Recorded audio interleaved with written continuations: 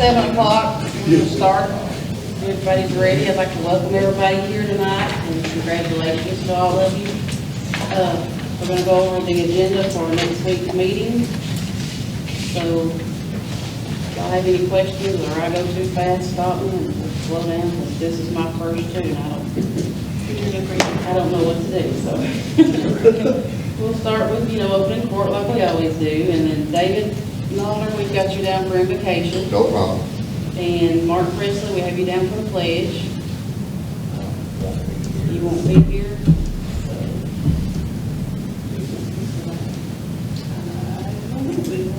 We'll do that. We'll have somebody in place. Miss Anya, do it.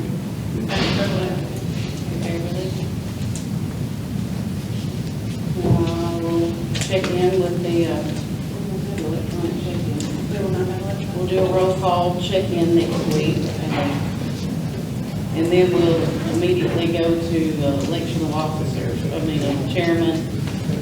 And then at that point, we get a chairman, they will take over. And then we'll elect chairman pro tem.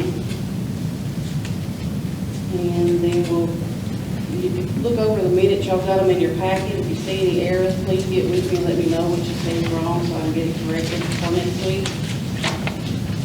Does anybody have any announcements? For those commissioners that are not sitting in the front two rows, there are copies of the budget available for you to take with you tonight. Then we'll do amendments to the agenda if anybody has any, if we have to add anything. Then public response, if anybody has anything they want to speak to, they'll come up and sign the paper next week, and we get to speak to that matter. And then we'll have a report by Mayor Jack McCall. And we don't have any committee reports to go over this time. And then we'll get into our active business with the ordinances. We've got 5 that have a public hearing and a second reading. So we can go over them tonight, and if you have any questions concerning any of them, Mark Edwards, Sam Edwards, Sam, and Rosalie are both here. They can answer any of your questions. So the first one will be ordinance 254-2022-24, rezoning A1 to R1 on Belcher Lane. If you have any questions, they're here to answer any of them.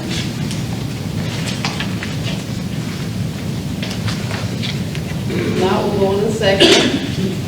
Ordinance 255-2022-25. It's a rezoning from R1 to R3 on Western Avenue.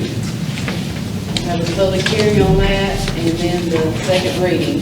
So if you have any questions concerning that, Sam is here to answer your questions. Chris? Sam? I know last month when this was mentioned, this person first came up, I think it was mentioned that part of the property was in a floodplain. Can you tell us how much of that property is in the floodplain? I'd say a third of it's in the floodplain, but from my understanding, the structure that is intended to go there will not be in that floodplain. Well, I have a question. I know there's 1 or 2 of the houses across the street, of those newer ones down towards Meigs are in a floodplain. So why wouldn't all that property be in a floodplain? That's a good question, but on the FEMA map, it's not.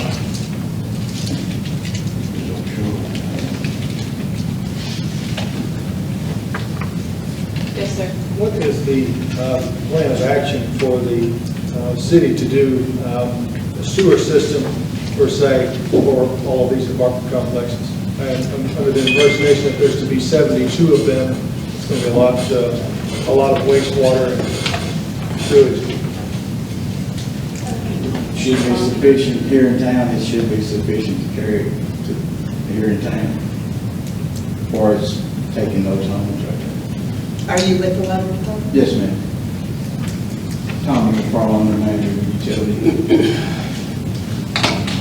And should be, I mean, there's been a study, and it's pretty confident that it would be. The lines are sufficient to carry it, ma'am. But, we've not seen any plans yet, but we would look at that closer when we get them. But if we're going to vote to change it, once it's changed, then that's sort of permanent, isn't it? So shouldn't we know those answers before? No, so technically, we're not supposed to, we're really not supposed to. So the rezoning, to answer your question, the rezoning would be permanent. There's nothing we can do to change it back at that point. What he is intending to put there, you should be considering, because he could pass away tomorrow and somebody else inherits the property and they do something different with it, or he can decide to do something different with it after. We won't know that until the planning phase. And then at the planning phase, when he brings forward his site plan, all that stuff will be looked at, the size of the lines, is it sufficient to handle what he's wanting to put there? He'll be responsible for getting his sewer to Tommy's apartments line that runs behind that property. All that stuff will be looked at the planning phase. But when you're doing a rezoning, you just look at all types of structures that could go there, not what they're actually requesting. That would be multi-family. It would be multifamily. There's a lot of things that fall under R3. Is this a correct assumption? You couldn't then put a single family on because it's not a single family at that point. You could. It makes a smaller lot. So with R3, there could be a lot of small properties. So it's still a development.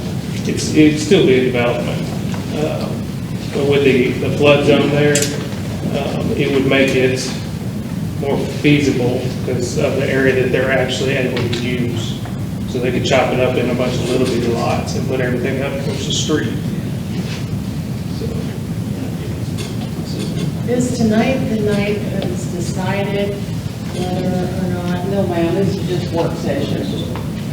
It's just work session tonight. Next week will be when it's decided. Okay, so has the study also been done on the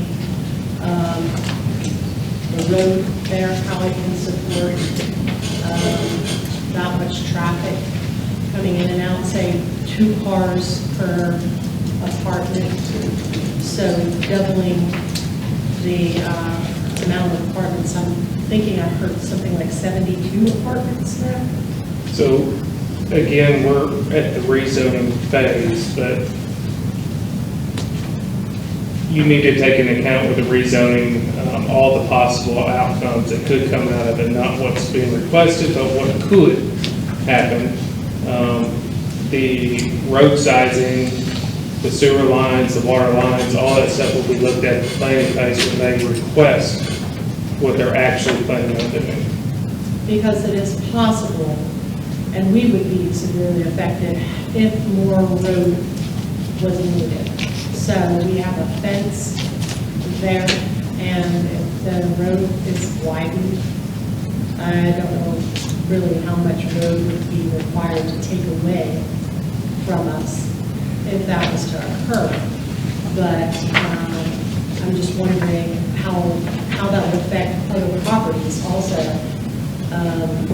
You know, if they have small fronts of their road, in front of their homes, you know, the yards, if there's a need for widening the road, you know, for this process. So when we get to the planning phase, once I receive the site plan of what they're requesting, the road commissioner will also receive that. So he will be able to review, and he will answer back to us what he thinks if it's able to handle it.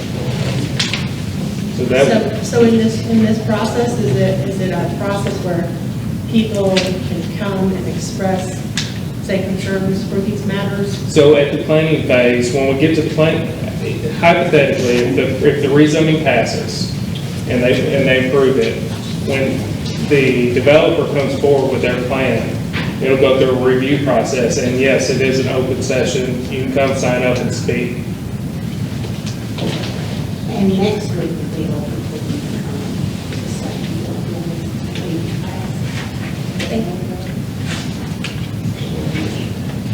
The public hearing will be next week. If y'all want to voice your opinions then, that's when it'll be.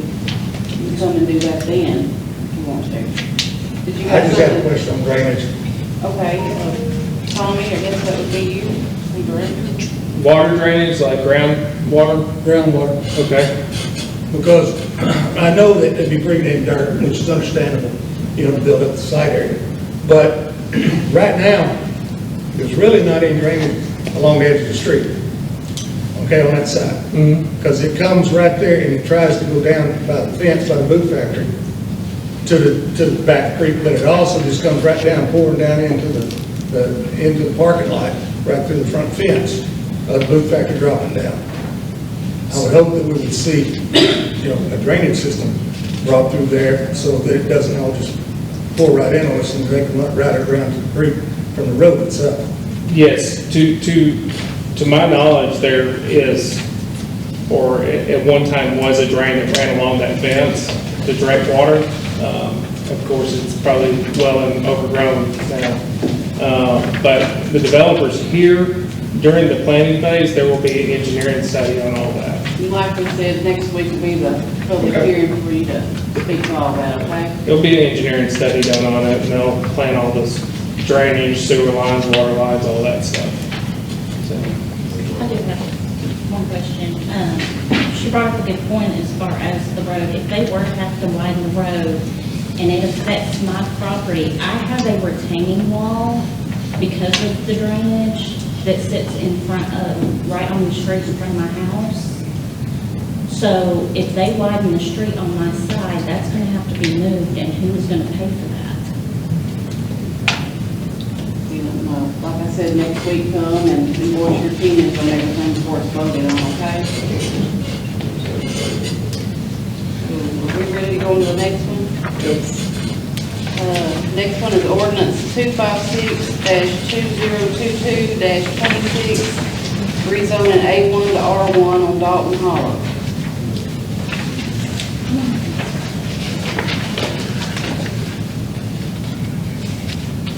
Everybody good with that one?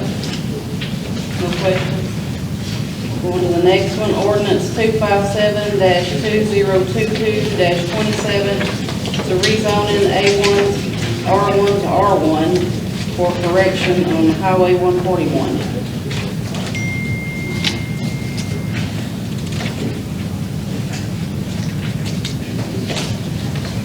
Anybody have any questions about that one?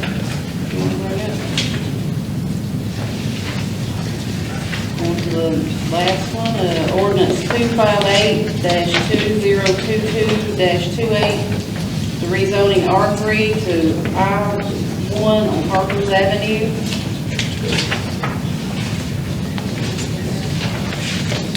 The Miracle? Anybody have any questions concerning that one?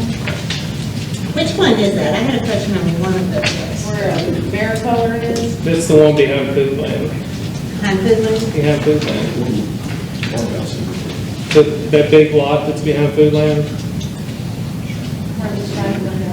Where the, And Pig, yeah, Foodland and Pig. There's that big lot behind there, that's it. and it's wanting to change from what to what? It's currently R3. There was a subdivision that was gonna go in there, and then they ended up selling to the paper company. And the paper company is wanting to turn it back to I1, which is what it was originally. That's because they're wanting to expand their business. They want to expand out the back of the business. Everybody good with that one? Next, we'll go on to the first reading of ordinance 259-2022-29 has been removed, so we won't fool with that one. We'll go on to ordinance 260-2022-30, rezoning A1 to R1 on Thoroughbred Lane.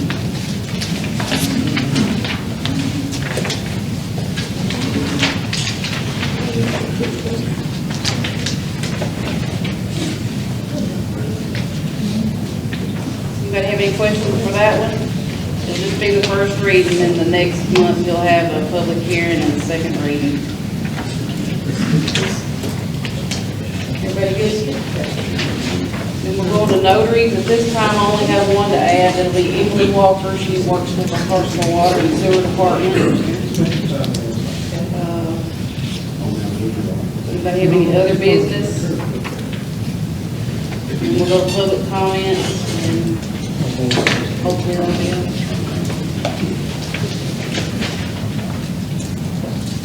Anybody got any questions?